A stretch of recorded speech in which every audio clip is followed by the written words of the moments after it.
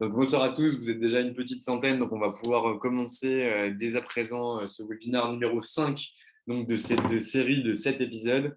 Alors, on a déjà discuté ensemble pour ceux qui étaient présents, donc la grosse série de webinaires s'appelle Comment bien créer son cabinet d'avocat, ou plutôt créer et développer son cabinet d'avocat. On a eu 5 premiers épisodes qui se sont tenus sur la préparation de la création de cabinet d'avocat, sur l'acquisition des tout premiers clients, ceux qui vont vous permettre derrière de pouvoir vous développer, de pouvoir dormir sereinement parce que vous aurez déjà un petit peu de chiffre d'affaires. Ensuite, on a travaillé sur la stratégie d'acquisition, donc qui était court terme et moyen terme, avant de travailler sur l'organisation de la structure de son cabinet d'avocat. Donc ça a déjà été fait. Si ça vous intéresse, vous pouvez aller voir les replays qui sont disponibles sur notre site internet. Et ce soir, on va traiter donc de la prise de hauteur et de l'analyse de l'activité pour trouver finalement les leviers de croissance de votre cabinet d'avocat. Je vous le dis tout de suite, ce qu'on va faire ce soir, c'est vraiment déterminant. Et même si vous ne pouvez pas, entre guillemets, déjà le mettre en place aujourd'hui parce que vous avez deux clients, parce que vous n'êtes pas encore en mesure de vous lancer, c'est ultra important parce que ce sera les premières actions à mettre en place à partir du moment où vous commencerez à avoir un portefeuille client un peu étoffé. Un peu étoffé, ça veut dire quoi? Ça veut dire qu'à partir du moment où vous faites 60-70 000 euros de chiffre d'affaires, c'est suffisant pour pouvoir commencer à faire ces activités-là et pouvoir travailler en profondeur. Même chose si vous avez déjà une quarantaine ou une cinquantaine de clients, même si vous ne faites pas ce montant de chiffre d'affaires, ça peut aussi être suffisant pour pouvoir le mettre en place. Donc concrètement, c'est ça qu'on va travailler ce soir. Donc je vais me présenter pour ceux qui ne me connaissent pas. Je m'appelle Valentin Tonti-Bernard, je suis le président et cofondateur de la société Anomia que j'ai créée avec mon ami et associé Jérôme Muturi. Anomia, c'est quoi? Anomia, c'est un cabinet de conseil en stratégie exclusivement dédié au cabinet d'avocats. On intervient dans l'objectif de permettre aux avocats d'atteindre leurs ambitions en utilisant les méthodes issues du monde de l'entreprise appliquées à la spécificité des cabinets d'avocats. Et concrètement, qu'est-ce qu'on fait? On fait de la formation business, du coaching business et des missions de conseil en stratégie. Et on fait également pas mal de ressources gratuites que vous suivez d'ailleurs ce soir, comme ce webinaire. Donc aujourd'hui, on n'est pas là pour parler d'Anomia, on n'est pas là pour parler de moi, on est là pour finalement traiter un sujet qui est un sujet extrêmement important, qui est finalement trouver les leviers de croissance au sein de son cabinet d'avocats. Donc, pour faire ça, on va passer par 4 phases. J'aime bien les trucs assez détaillés, assez structurés pour que derrière, vous puissiez finalement en tirer la substantifique moelle ou en tout cas avoir des éléments forts que vous allez pouvoir retenir. On va travailler en 4 phases. Donc, les 4 phases vont être, première phase, ça va être la catégorisation de ses clients et de son chiffre d'affaires. Ça, c'est ultra important pour une simple et bonne raison, c'est que si vous ne mettez pas ça en place, derrière, il est impossible de trouver le levier de croissance pertinent par rapport à votre activité. Deux, c'est une fois qu'on les aura analysés, une fois qu'on aura vu comment les analyser et une fois qu'on aura des chiffres, il va falloir qu'on puisse analyser ces chiffres. Parce que sans analyse, derrière, vous allez continuer à travailler dans l'opérationnel, dans l'opérationnel, en voyant qu'il y a des choses qui fonctionnent, des choses qui ne fonctionnent pas, mais vous allez tout continuer parce que derrière, vous n'aurez pas identifié ce qui est bon et ce qui n'est pas bon pour votre activité. Donc, deuxième phase, une phase d'analyse. Troisième phase, ça va être bien sûr une phase d'action. Concrètement, j'ai catégorisé, j'ai analysé, maintenant j'agis. Et on verra en fonction des 4 cas de figure que je vais identifier ce soir et que je vais analyser ce soir, comment derrière on va pouvoir mettre en place des actions concrètes et activables qui vont vous permettre derrière d'aller chercher vos levées de croissance. Et la quatrième phase, ça va être vraiment une étude ou une anticipation des opportunités de marché que vous allez pouvoir avoir pour derrière booster votre chiffre d'affaires par rapport à la clientèle que vous avez déjà en présence, soit directement sur cette clientèle, soit en utilisant les indices objectifs de cette clientèle, aller chercher une clientèle équivalente à celle que vous avez. Donc j'espère que ça vous plaît. Vous êtes plus que quand j'ai commencé à parler, donc c'est que finalement ça doit être plutôt positif. J'ai pas vu qui était parti, qui était arrivé, mais du coup c'est que ça doit être plutôt positif. Donc en tout cas, on est parti. Donc déjà, pourquoi on fait ça? Pourquoi on parle de levier de croissance? Pourquoi on parle finalement de prendre du recul sur son activité? En fait, la raison, elle est très simple. Imaginons que vous soyez un cabinet d'avocats qui fasse 1 million d'euros de chiffre d'affaires. Ce million d'euros, il ne provient pas d'un seul client, il ne provient pas d'une seule opération ou d'un seul contentieux, il ne provient pas que d'une seule personne, il est réparti en une multiplicité de facteurs. Plusieurs avocats, plusieurs expertises métiers, en conseil, en contentieux, sur du droit des affaires, sur du droit social, sur du droit immobilier, sur du droit fiscal. vous avez une kyrielle finalement de facteurs extérieurs qui fait que votre cabinet fonctionne ou ne fonctionne pas. En règle générale, il fonctionne globalement. C'est-à-dire qu'un million de chiffre d'affaires, bah, ça permet de payer les collaborateurs, ça permet de payer l'associé, ça permet de payer les locaux, de payer les équipements Internet, de payer les différents logiciels que vous avez, éventuellement un peu de com et un peu de marketing. Parfait. Mais il se peut que sur cette activité qui fasse 1 million d'euros de chiffre d'affaires, vous ayez imaginé 3 activités: le droit social, le droit des sociétés et le droit fiscal, et qu'en réalité, le droit social, ça fasse 50% de votre chiffre d'affaires, donc 500 000 balles, que le droit des affaires, ça fasse 300 000 euros, et que le droit fiscal fasse 200 000 euros. Donc déjà, en catégorisant notre chiffre d'affaires par expertise métier, ça nous permet d'avoir une vue beaucoup plus détaillée de votre activité. C'est-à-dire que non, le cabinet ne fait plus 1 million tout seul, c'est la seule vision qu'on a de notre cabinet, mais déjà en découpant par expertise, on se rend compte que finalement, bah, il y a une activité à elle seule, dans mon exemple, le droit social, qui représente la moitié du chiffre d'affaires du cabinet. Ce qui signifie que si le droit du travail vient à se tarir, notre activité peut être en danger. Première chose. Deuxième chose, le chiffre d'affaires n'est aujourd'hui pas suffisamment important, ou en tout cas pas suffisamment, je retire ce que j'ai dit, le chiffre d'affaires pris à lui seul ne nous donne pas une vision précise de notre activité. Concrètement, on a déjà rencontré avec Anomia des cabinets d'avocats qui font 900 000 euros de chiffre d'affaires et qui ont un taux de rentabilité à 10%. Concrètement, ça signifie qu'ils vont sortir en excédent brut d'exploitation 90 000 balles alors qu'ils font 900 000 euros. Ça, c'est pas possible. C'est des taux de marge que vous avez dans certains secteurs de l'industrie. Donc, dans l'industrie, de façon générale, on est plutôt entre 1,5 et 3%, mais que vous avez dans certains secteurs de l'industrie, que vous avez beaucoup dans le produit, d'avoir 10% de rentabilité sur des prestations de services, ce n'est pas possible. Vos taux de rentabilité doivent être au minima à 40%, en fonction bien sûr de votre business model, je ne rentre pas là-dedans, mais en fonction de votre business model, entre 40 et 60% de marge sur les opérations que vous réalisez. OK? Donc ça, c'est super important. Donc si on reprend mon exemple, en disant, OK, le droit social fait 500 000 balles de chiffre d'affaires. Par contre, on a un taux de rentabilité à 50%. 50%, ça veut dire que le droit social rapporte à lui seul, une fois l'ensemble des charges payées, que ce soit des charges liées aux collaborateurs, aux associés, si vous êtes en société commerciale, si vous êtes en SCP, on le sort, que ce soit des charges de locaux, etc. Ça veut dire qu'il nous reste 250 000 balles à la fin.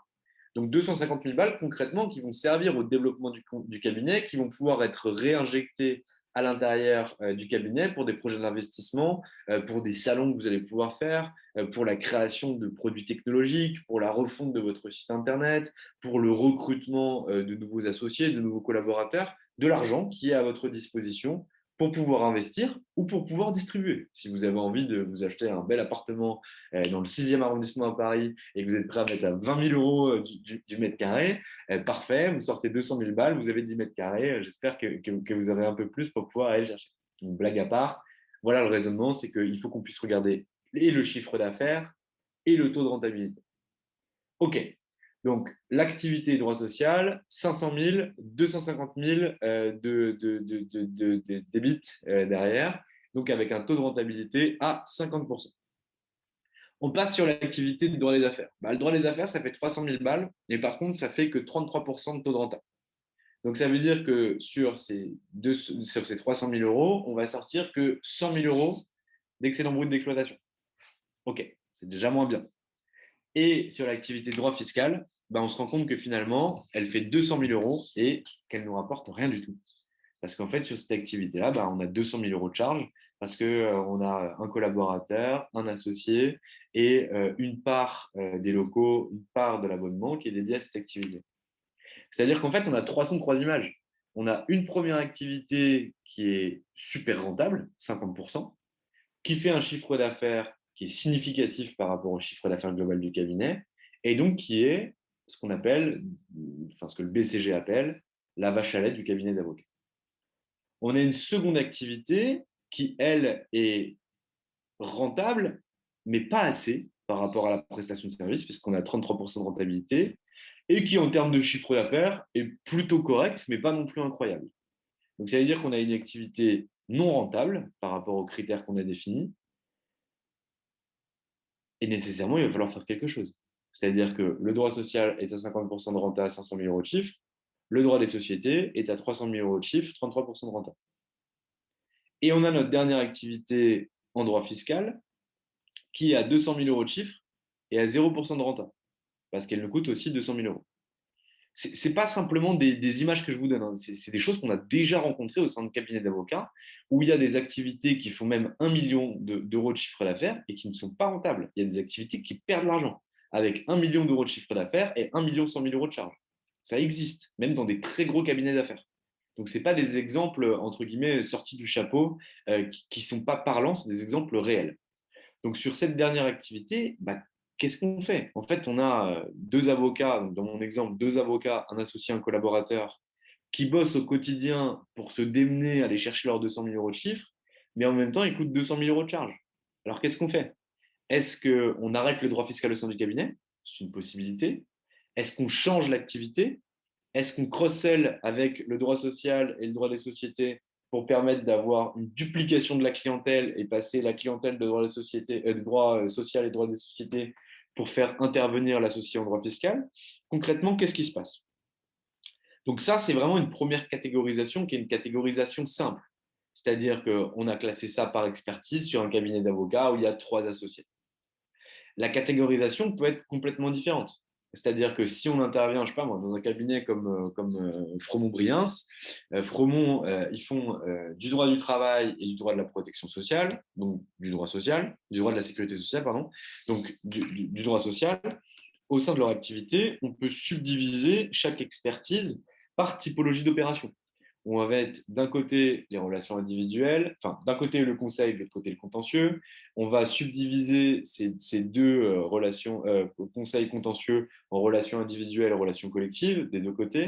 Et on va encore subdiviser entre ATMP, délégation, tout ce qui va être licenciement, tout ce qui va être procédure disciplinaire. On peut faire des segmentations qui vont être très importantes. Donc, il y a une première catégorisation qui est possible, qui va être une catégorisation par expertise et sous-expertise. On a une seconde catégorisation qui est possible et qui peut même se fusionner avec la première, qui est une catégorisation par typologie de client. Nous, en règle générale, je vous le dis tout de suite, ce qu'on aime bien faire pour les cabinets d'avocats, c'est fusionner l'expertise et la typologie de client. En disant, OK, concrètement, en ATMP, pour un cabinet d'avocats qui fait du droit social de façon globale, on a une activité ATMP qui fait partie, donc qui est un des centres de profit, des 15 centres de profit du cabinet d'avocats. Ce cabinet d'avocats-là, on va conserver mon exemple, fait 1 million d'euros de chiffre d'affaires. Le centre de profit, donc, qui devrait représenter un quinzième de l'activité, les ATMP, représente 10 000 euros. Okay, on fait 100 000 euros, pardon. On fait 100 000 euros de chiffre sur les ATMP. Donc, ça veut dire que ça devrait représenter un quinzième, donc à peu près 7%, un peu moins de 7%, 6,6% de l'activité. Là, ça représente 10%. OK, concrètement, ça, c'est bien sur les ATMP. Mais concrètement, quelle typologie de client vient aujourd'hui nous rapporter finalement du chiffre d'affaires sur cette typologie d'activité?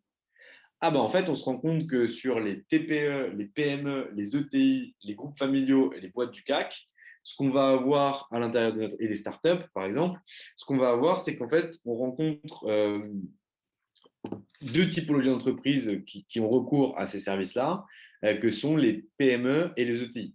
Mais pas n'importe quelle PME et pas n'importe quelle ETI.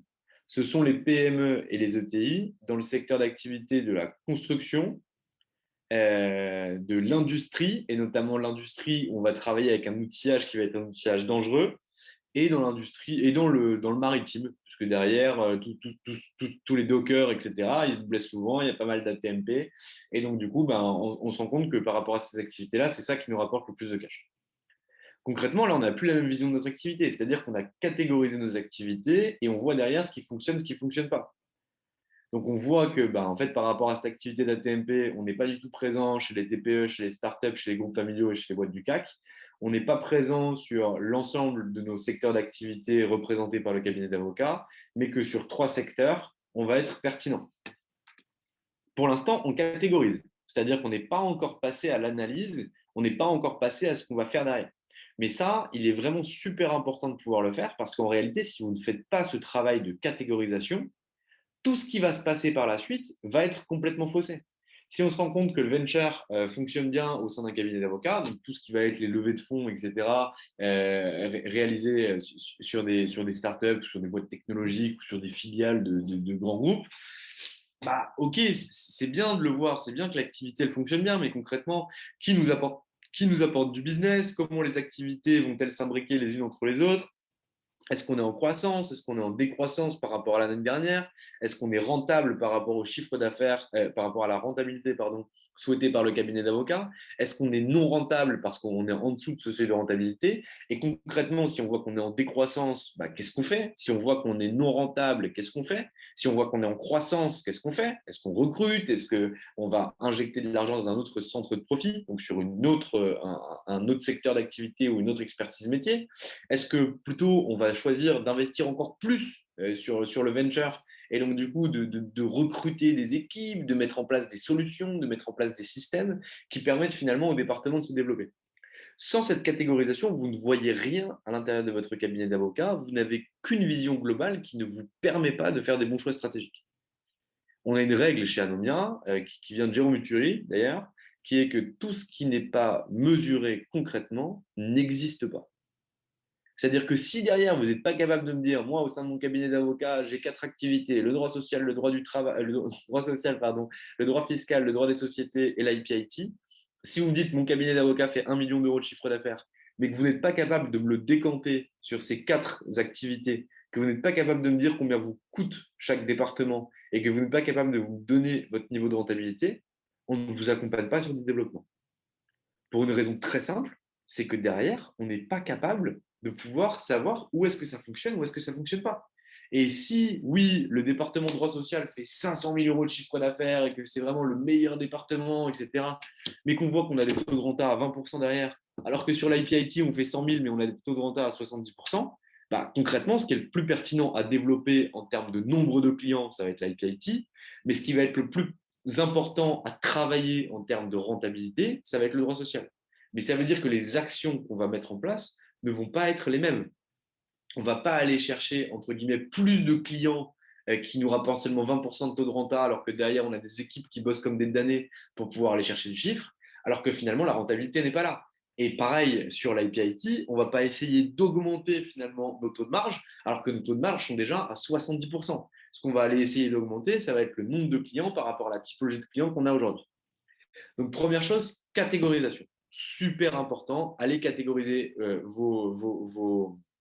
votre cabinet d'avocat, enfin, votre chiffre d'affaires, un, par expertise, et deux, par typologie de client. Si vous avez même beaucoup de clients, allez le catégoriser en plus par secteur d'activité. Nous, aujourd'hui, on est capable de vous dire à l'intérieur de notre société quelle typologie de cabinet d'avocats nous rapporte le plus d'argent. Est-ce que ce sont les cabinets d'avocats américains? Est-ce que ce sont les cabinets d'avocats anglais? Est-ce que ce sont les cabinets d'avocats français? Ok, mais en fait, de quelle taille? Est-ce que c'est les cabinets qui sont présents dans plusieurs pays? Est-ce que c'est les cabinets qui font entre 50 et 100 avocats? Est-ce que c'est les cabinets d'avocats individuels? Est-ce que c'est les collaborateurs? Est-ce que c'est les avocats associés? Ok, très bien. Et maintenant, dans quelle matière? Est-ce que c'est le droit social? Est-ce que c'est le M&A? Est-ce que c'est le restructuring? Est-ce que c'est l'arbitrage? Concrètement, grâce à ces informations-là, on va connaître nos axes de développement futurs et ce qu'on va concrètement mettre en place en termes de positionnement, en termes d'action marketing, en termes de notoriété, en termes d'acquisition, en termes de conversion, s'il est nécessaire de mettre en place des offres à destination d'une population particulière, parce qu'on a vu, grâce au travail qu'on a effectué au préalable, que la typologie de clientèle qu'on allait aviser par rapport à son expertise, son secteur d'activité, est plus pertinente pour nous ou pas. En réalité, ce qu'on fait, c'est qu'on lit le passé pour construire l'avenir. Et ça, c'est super important de pouvoir sortir finalement de l'opérationnel, de pouvoir prendre un bon bol d'air à l'intérieur de ses poumons et de regarder concrètement aujourd'hui quelles sont les couches de mon activité, comment celle-ci est-elle composée, comment est-ce que je vais pouvoir l'analyser et qu'est-ce que surtout je vais en tirer comme leçon concrète pour mettre en place mes actions de développement futures. OK? Donc, si ce n'est pas clair, n'hésitez pas à vous poser vos questions à l'intérieur du webinaire. Et si jamais c'est encore pas clair, n'hésitez pas à me contacter par téléphone ou par mail.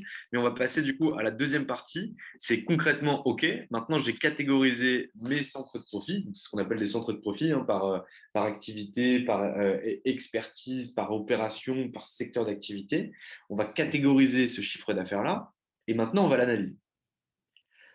Concrètement, pour faire les choses de façon extrêmement simple et que ce soit le plus parlant pour vous, j'en ai déjà parlé, mais là, on va rentrer en profondeur. Il y a 4 critères qui sont importants à prendre en place. Est-ce que l'activité est en croissance? Est-ce qu'elle est en décroissance? Est-ce qu'elle est rentable? Et est-ce qu'elle est non rentable? Il y a 4 trucs qu'il faut retenir et c'est uniquement ces 4 choses-là. C'est qu'une fois qu'on a catégorisé notre chiffre d'affaires, maintenant, on va analyser. Et qu'est-ce qu'on va analyser? On va analyser dans un premier temps la croissance et la décroissance. Concrètement, est-ce que sur la catégorie A, B et C, j'ai plus de clients, plus de chiffre d'affaires que l'année dernière? Première possibilité, je fais plus de chiffre d'affaires, donc la catégorie est en croissance. Deuxième possibilité, je fais moins de chiffre d'affaires, ça veut dire que la catégorie est en décroissance. Ces seules et uniques informations ne nous permettent pas de savoir si oui ou non il faut accélérer ou il faut ralentir. Il faut que pour ça, on puisse coupler avec un facteur de croissance ou de décroissance, enfin plutôt de croissance et de décroissance, un facteur de rentabilité et d'absence de rentabilité. Concrètement, vous allez vous fixer un chiffre que je vous ai donné tout à l'heure, c'est entre 40 et 60%, enfin même 40% minimum. Si vous êtes beaucoup plus que 60%, c'est parfait, c'est très très bien. Ça sert au développement de votre cabinet par la suite. Donc concrètement, en dessous de 40%, on estime que vous êtes non rentable. Au-dessus de 40%, on estime que vous êtes rentable. Nous, on intervient pour des cabinets d'avocats qui font moins de 30% parce qu'ils ont des business très particuliers et des cabinets d'avocats qui sont à 72%, qui ont aussi des business très particuliers. Mais retenez ce chiffre de 40, c'est une moyenne. Derrière, on pourra en discuter si vous voulez en discuter, mais c'est une moyenne qui vous permet de soutenir votre développement. OK. Donc, on va voir 4 cas de figure ensemble. D'accord? Premier cas de figure, le top du top. L'objectif, c'est d'avoir un maximum d'activités ou de centres de profit qui soient dans ce premier cas de figure. C'est le centre de profit est en croissance. Donc, on a plus de clients et plus de chiffres. Retenez pas plus de clients, plus de chiffre d'affaires que l'année dernière.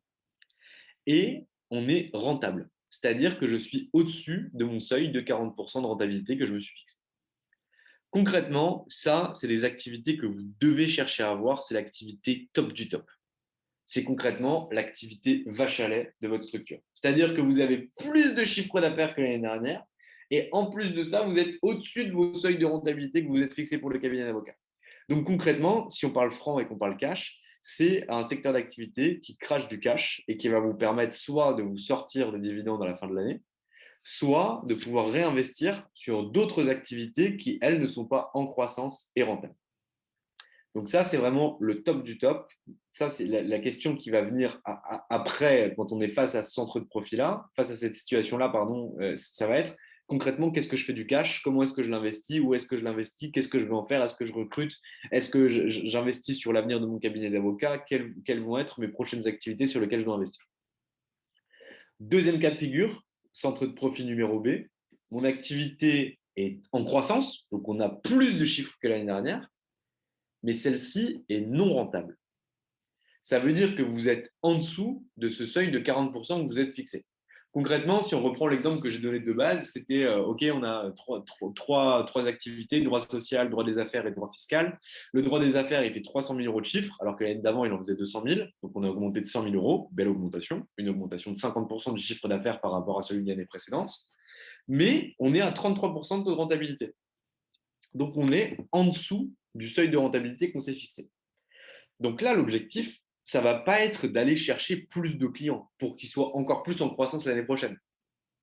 Non, l'objectif, ça va être de pouvoir optimiser ce centre de profit. Pour une simple et bonne raison, c'est qu'il va falloir qu'on puisse accroître la rentabilité. Parce qu'en fait, aller chercher plus de chiffre d'affaires, ça ne nous ferait que courir à notre perte ou qu'augmenter finalement l'absence de rentabilité qu'on va avoir. Pour une simple et bonne raison, c'est que si on est à 300 000 euros, on est à 33% de taux de renta, alors qu'on veut 40%.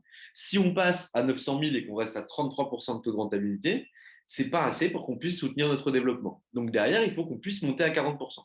Concrètement, comment est-ce qu'on va faire pour monter à 40%? Il n'y a pas de secret, hein. C'est-à-dire qu'il y a trois grandes méthodes après qu'il faut creuser, etc. Je ne peux pas les creuser parce que déjà, un, c'est partie de nos formations, et deux, je n'aurai pas le temps de pouvoir le faire. C'est un, augmentation du prix. En règle générale, c'est très, très, très, très, très compliqué d'augmenter le prix sur un client que vous avez déjà. Parce que je ne sais pas si vous facturez au taux horaire. Si ce n'est pas le cas, c'est très bien. Si c'est le cas, on peut en discuter aussi. Et si vous facturez un taux ou un service à un certain prix et que derrière, vous cherchez à l'augmenter auprès de la clientèle cible que vous avez ou auprès d'un client que vous avez déjà, c'est extrêmement complexe. Donc, soit on change de client, soit on vend ça aux nouveaux clients, mais aux clients existants, c'est très compliqué de pouvoir augmenter ses prix. C'est vraiment le truc qui est le plus compliqué en commerce, c'est augmenter ses prix une fois qu'on a vendu à un prix trop bas. Deuxième possibilité, ça va être de passer par de la modélisation ou par de l'automatisation. Concrètement, remplacer des parties de ce que fait l'avocat par une machine. Ça, il faut juste savoir que ça prend du temps, c'est-à-dire que ce n'est pas automatique, même si ça conduit à l'automatisation. Dans un premier temps, c'est vraiment un investissement temporel et également un investissement financier. C'est-à-dire que derrière, pour pouvoir mettre des outils de modélisation et d'automatisation, il va falloir qu'au moins vous puissiez réfléchir pendant une semaine avec différents associés, que vous voyez différentes solutions si vous voulez passer sur du digital, pour que derrière, vous puissiez aller grappiller des points de renta. Concrètement, nous, on l'a mis en place il n'y a pas longtemps dans un cabinet sur les beaux commerciaux. On a travaillé sur la modélisation, donc là, qui se fait sans outils. C'est vraiment à la mano, concrètement, comment on va disséquer une opération. Et ensuite, on a mis en place un outil, on a gagné 15 points de renta.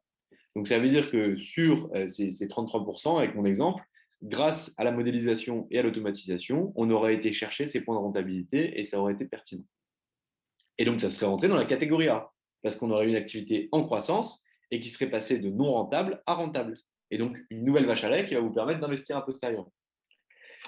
Troisième possibilité, c'est de passer par ce qui est le plus accessible dans un premier temps, c'est par de la délégation. C'est-à-dire qu'aujourd'hui, un associé coûte plus cher qu'un compte seul, qui coûte lui-même plus cher qu'un collaborateur senior, qui coûte lui-même plus cher qu'un collaborateur mid, qui coûte lui-même plus cher qu'un collaborateur junior, qui coûte lui-même plus cher qu'un assistant, qui coûte lui-même plus cher qu'un stagiaire.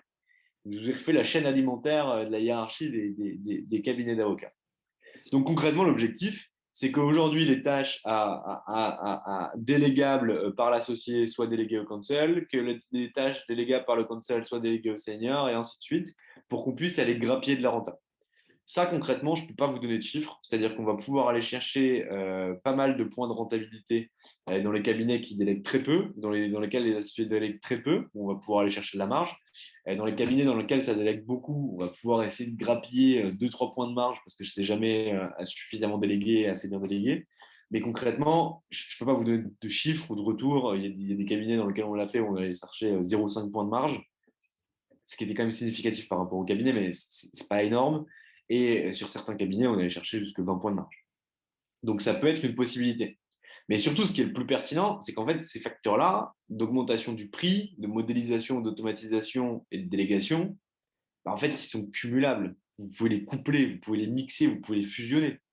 C'est-à-dire que derrière, quand vous allez pouvoir bosser sur cette optimisation de la rentabilité, vous allez peut-être augmenter vos prix de 1,5%. Vous allez peut-être passer sur une modélisation sans outils qui va faire augmenter de 5 points votre renta. Et vous allez passer sur une plus forte délégation et vous allez augmenter de 4% votre point de rentabilité. Et du coup, sur les 33 qu'on avait, on augmente de 9 ou de, je ne sais plus le chiffre que j'ai dit, mais 9,5 ou 8,5%, ce qui fait qu'on repasse au-dessus des 40%. Et donc, bam, la catégorie B, donc centre de profit qui était en décroissance et en croissance et non rentable, finalement, il reste en croissance et il devient rentable. Et donc là, concrètement, ça devient une nouvelle vache à lait qui va nous permettre d'investir et d'arriver. Troisième cas de figure, le centre de profit est en décroissance, mais rentable. Ça veut dire qu'on est au-dessus de notre 40 points de marge qu'on veut aller chercher sur cette activité. Par contre, ça signifie que l'année dernière, on faisait 200 000 balles de chiffre d'affaires sur cette activité. Cette année, on n'en fait plus que 150 000. Donc, on n'a aucun problème en termes de rentabilité, Par contre, les clients qu'on a, ils ne nous donnent plus ces deals-là, ou en tout cas, on n'arrive pas à avoir de nouveaux clients par rapport à ces deals. Ça veut dire que ce qu'il va falloir mettre en place, c'est déjà une compréhension. Concrètement, pourquoi aujourd'hui les clients ne me donnent plus ces deals-là ou ces contentieux-là? Pourquoi aujourd'hui les clients ne viennent plus me voir par rapport à cette activité?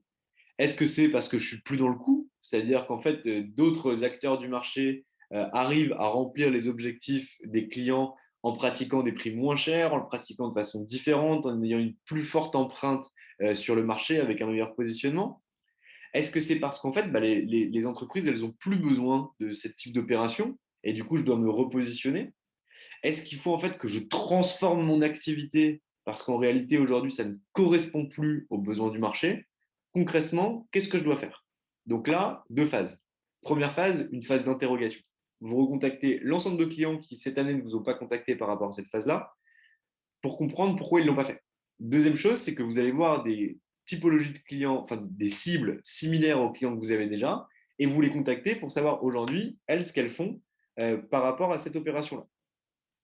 Et enfin, derrière, vous allez mettre en place des actions de positionnement et de notoriété pour que derrière, vous puissiez dire, OK, mon activité est en décroissance, j'ai moins de chiffre d'affaires que l'année dernière.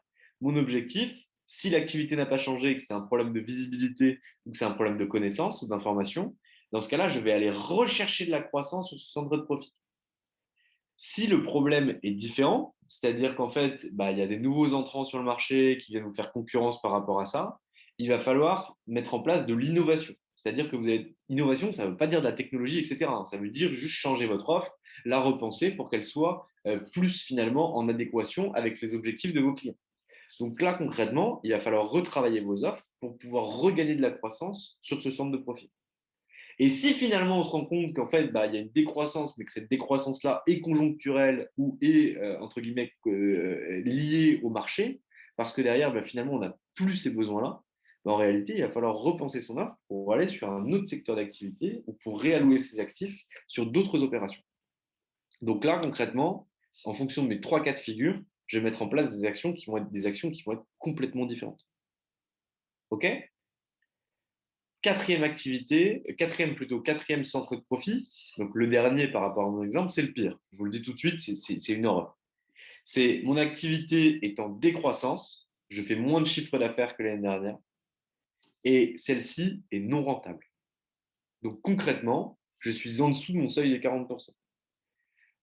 Ne prenez pas 40% comme un chiffre absolu. C'est-à-dire que si vous êtes à 38,5, 39, etc., il y a des choses à faire. Il ne va pas falloir faire ce que je vais dire, mais il faut quand même le dire, c'est que si mon activité est en décroissance et non rentable, je tue mon activité. C'est-à-dire que si on reprend l'exemple de mon avocat fiscaliste, qui fait 200 000 euros de chiffre d'affaires et qui coûte 200 000 euros. Ça veut dire qu'on est on est vraiment dans un cas extrême, hein. Mais on est sur un taux de rentabilité à 0%. Qu'il soit là ou pas là, c'est pareil. C'est-à-dire qu'en fait, il travaille, mais il n'apporte rien à la structure en termes de chiffre d'affaires sur son activité. Si derrière, on voit qu'il n'y a pas de cross-selling pertinent, etc., avec les autres acteurs, il faut, quoi qu'il arrive, changer tout ça. Ça ne peut pas fonctionner. Donc, on dit qu'une activité qui est en décroissance et non rentable, il faut la tuer. La tuer, ça ne veut pas dire tuer celui qui la dirige ou tuer celui qui l'exerce. Ça signifie simplement qu'il faut réallouer ses actifs, et notamment ses actifs humains.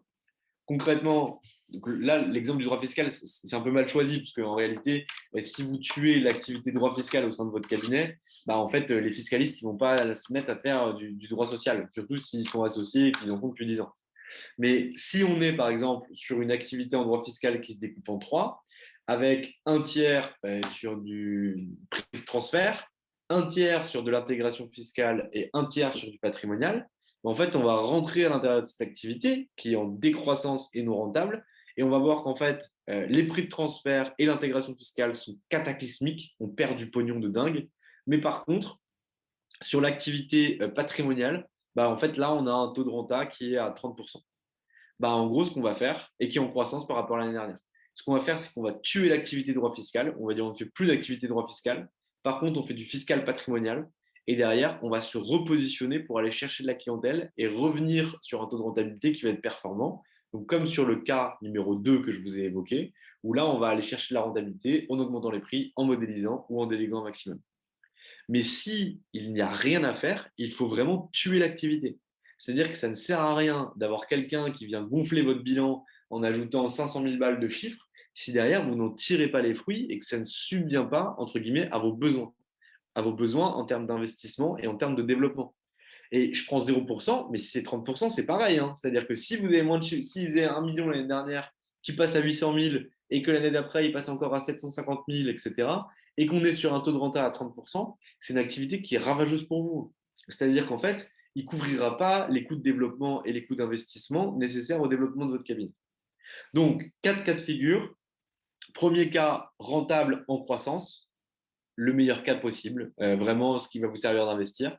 Deuxième cas, en croissance non rentable. Donc là, c'est quand même une bonne chose, c'est-à-dire qu'on a quand même des gens qui viennent vous voir. Maintenant, il va falloir travailler sur la rentabilité. Si on n'arrive pas à retravailler la rentabilité, il va falloir vraiment transformer l'activité. C'est-à-dire qu'on ne peut pas continuer avec des activités qui sont non rentables. C'est vraiment se tirer une balle dans le pied. Troisième cas de figure, activité en décroissance et rentable. Là, ce qu'il va falloir faire, c'est en fonction des 3 cas que je vous ai évoqués, savoir si c'est conjoncturel, savoir si c'est d'autres acteurs entrés sur le marché ou savoir si c'est un problème de notoriété et de visibilité. Il va falloir agir aussi pour aller rechercher de la clientèle et redévelopper cette activité. Et enfin, quatrième cas, le pire absolu, activité en décroissance et non rentable. Dans ce cas-là, on tue l'activité et on réalloue les actifs, c'est-à-dire que les avocats qui travaillent sur cette activité-là, on va les mettre sur d'autres activités qui, elles, sont rentables et procurent finalement de la croissance pour l'activité pour leur permettre de se développer. Ça, c'est les actions que vous pouvez et que vous devez mettre en place quand vous êtes confronté à ces cas de figure-là. Mais ça passe nécessairement par une catégorisation. C'est-à-dire qu'en fait, on catégorise, on analyse, est-ce que c'est rentable, non rentable, en croissance, en décroissance, et derrière, on agit. On transforme, on tue, on développe, on investit. Qu'est-ce qu'on fait? Et alors là, concrètement, on va passer à la troisième phase. Donc, la phase d'analyse, elle est faite. On voit un peu où on en est. On voit ce que ça peut nous permettre d'aller chercher. On voit le développement qu'on va pouvoir avoir, ce qu'on doit tuer, ce qu'on doit conserver. Maintenant, on va passer sur une phase d'action. C'est-à-dire que les actions, je ne vais pas pouvoir rentrer dedans, ça va rester super théorique. Je suis désolé, j'espère que vous arriverez à vous l'approprier.